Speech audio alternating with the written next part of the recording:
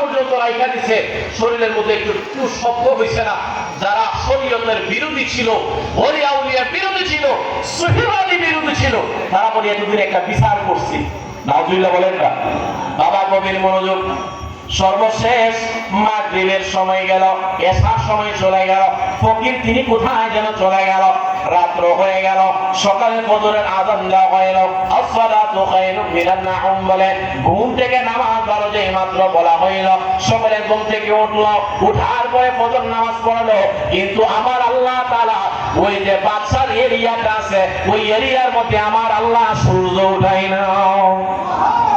আর জোরে বলেন সুবহানাল্লাহ, আর জোরে বলেন আল্লাহু আকবার। সকাল হয়ে যায়, ওই এরিয়ার মধ্যে কোন সূর্য ওঠে না রে। আমার আল্লাহর কেমন কুদরত বোঝা যায় না।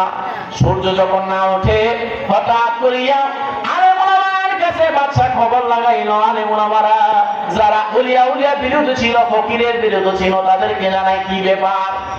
অন্য রাজ্যে খবর লাগাইলো, অন্য রাজ্যে সূর্যের তাপ আছে, কিন্তু আমার রাজ্যের মধ্যে সূর্যের কোনো আলো পড়ে না।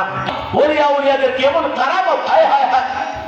শামসুদ্দিন তিবরিজি তিনি তো কোথায় যেন চলে গেছে। তারা একটা মিটিং করলো, 9টা হইল, 10টা হইল। দেখবেন বৃষ্টি যখন আসে, আব আসে, আব আসার পরে একটা মেঘের আবহাওয়া আসার কারণে আমাদের কিন্তু দেখবেন এক জায়গায় রুদ্র আছে, আরেক জায়গায় নাই, আছে না নাই?